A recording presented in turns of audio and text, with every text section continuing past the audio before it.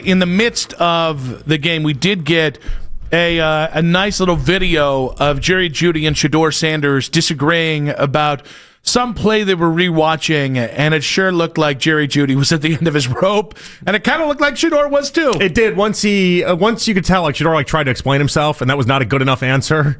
And it was like, I don't know what else I can tell you here. Like, yeah. Again, we don't know what he said. This is where we needed one of those TikTok, the people that read lips. We need one of those people. You know they're not accurate, right? I don't know that. What do you mean? They're like professional lip readers that go on TikTok and they read lips of people and then they tell you what they said. Has this all been a ruse the entire time? It's like mediums. How do you know they're right? What do you mean? They could say anything, and it could be, he's saying here that he really likes ducks. And listen, maybe I'm the idiot for being like, when they intro the video and it's like, I've been a professional, or not, I don't know, what do you call professional lip reader? I don't think it's a thing, but I think it is now. They've been reading lips for like 15 years, and then they go right into the breakdown. Is it all just is that a hoax? I'm okay. I don't want to besmirch a whole industry.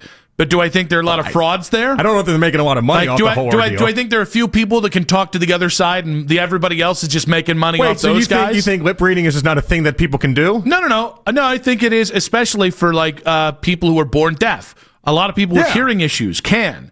I'm saying people who try and monetize it on social media don't seem to be the most honest people that we've seen. It's a skill set. How do you know about their integrity and whether or not they're honest or not? It's a skill set. If you can on social media, you should think 90% of people are full of crap. It's not a bad way to live life, I guess, but I choose to believe in the lip readers. So when you see like the videos, I choose to believe in the lip readers. When you see the videos where the husband tells a joke and then the wife goes like, you think that's real too? I don't think those are real. Okay, no. I just wanted to make sure. No. I didn't know what was real and what wasn't real on social media. There's a lot that's phony on the internet. We can establish that. But for some reason, I think the integrity stops and starts with the lip readers, and they always have the same like intro. But you don't want to know why? It's because they seem like stand-up people. The lip reader part of TikTok. What makes them stand up? They look like librarians. They don't look like they're not Instagram thoughts. They're not anything like that. That's how you know. They look very like. If it was an Instagram thought, I might actually believe it. I just want to read lips and tell you guys what scandalous things people are or aren't saying. And the other side of this, they never say anything interesting.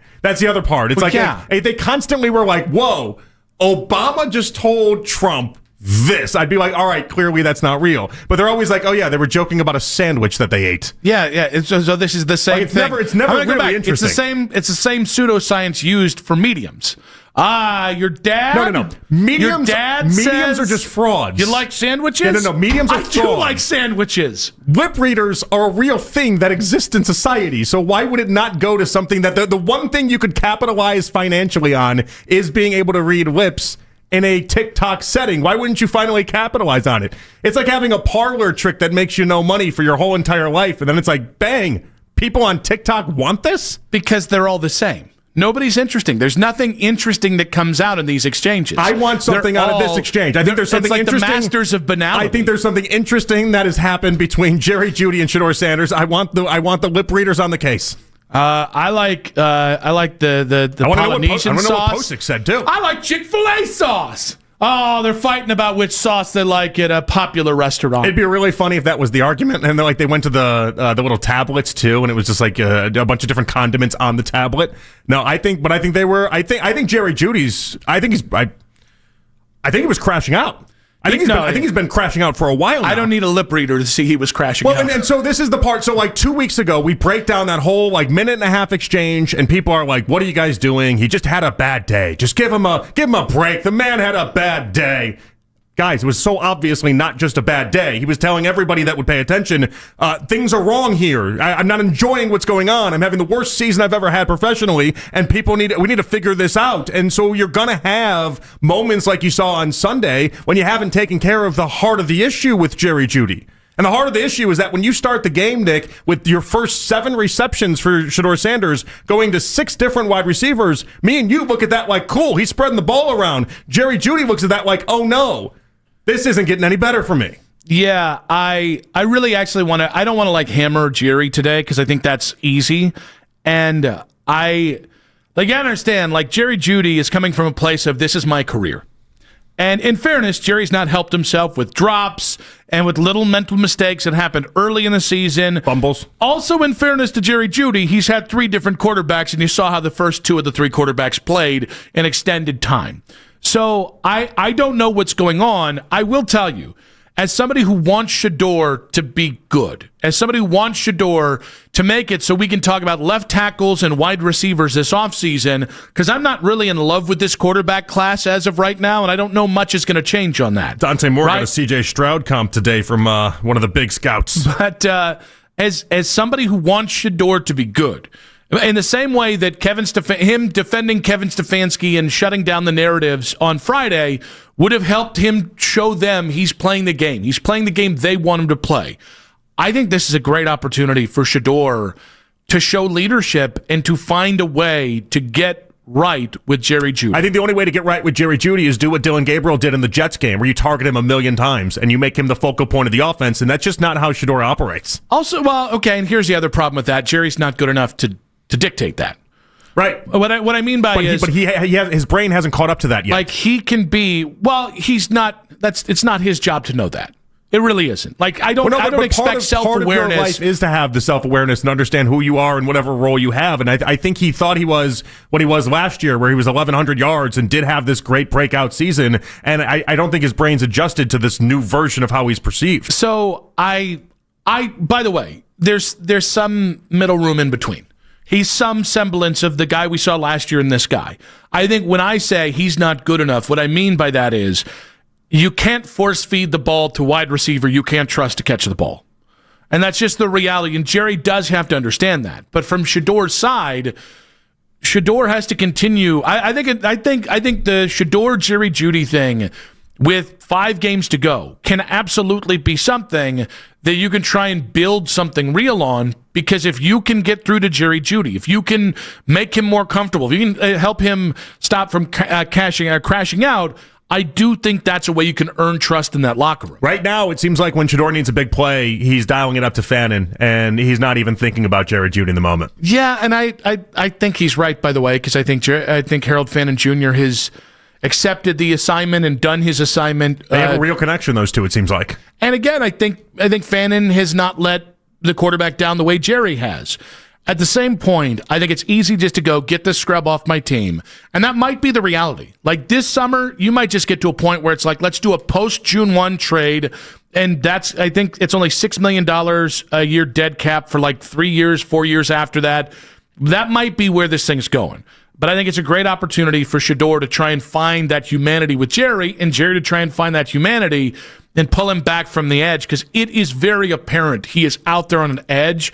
And I don't know, you have another week to go with this before it gets really, really ugly. I just thought it was really interesting. You know, I've watched a lot of Shedeur Colorado, and Shedeur Colorado, him and Travis Hunter, they were best friends, though, so it's a little bit different, that dynamic. But, like, Shedeur would get in his face. Shedeur would yell at him constantly. Shedeur would be like, he won't just sit back and let you go ahead and go at him and say, like, okay, everything's awesome. It's not really how he operates. And so I almost wonder if Jerry Jeudy was caught a little off guard, that he didn't just kind of take the brunt of the beating and then just kind of accept it. But it was a definite awkward exchange. Here's what Shedeur had to say on the matter yesterday. Like, as players and as teammates, we have to be able to gel with each other and be comfortable with each other in every situation. That takes time. That takes a lot of things. So, you know, this team is not going to be a microwave thing. You know, we're going to have sparks we're going to have here and there, but it's going to take time to be able to develop that chemistry with everybody, to be on the same page with Jerry. You know, of course, you want to be able to get on the ball, but you got to understand it take time. Yeah, and I think Shedeur's messaging is right here, and I think this would be the messaging hopefully Shedeur can share with Jerry. Not only is this going to take time, but you've got to let me lead you. Well, this is part of the reason, you know, we talk about not getting first-team reps. Like, this is part of that, is that, like, that discussion exists because right now Shedeur would rather go to Gage Larvidan than he would Jerry Jeudy. Why? Because he has a connection with Gage Larvidan. He's already built that up. And the limited time he's had with Jerry Jeudy, we haven't seen it work out in a really successful way. And so I like how Shedeur's like, oh, yeah, we're going to have to take time with it. But the reality for Jerry Jeudy is that his season's slipping away. Yeah. What he thinks about and what people think about him as a wide receiver is slipping away. And so I think he's very worried about it. So the timelines are they're a little bit different right now. Yeah, the only thing I would say to Jerry is, because of the way your contract is written up, outside of a post-June 1 trade, you're not getting moved. I would agree with that. They're not cutting you. They're not whether it's post June 1 or other, it's not good. And to even cut that seems Jerry really Jeudy. hard to actually pull off. I mean, you could do it in theory, but what I'm talking about is the idea that we don't have wide receivers. So you're going to tell, even if he's a number 2 wide receiver,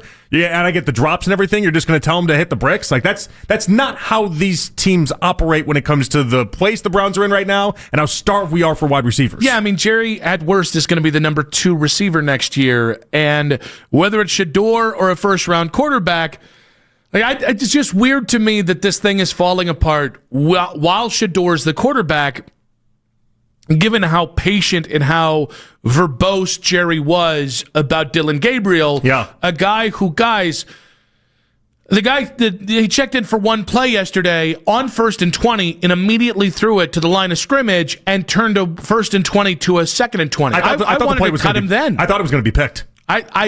Yes. Which, by the way, it's FUBAR when the best thing I can say about a 1st and 20 pass to the line of scrimmage is that it didn't get picked. The defender jumped just a little hair late, and if he had been on the right jump, he would have had it and it would have been to the house.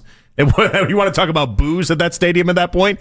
He gets in for one play, and it would have been a pick 6 to the house.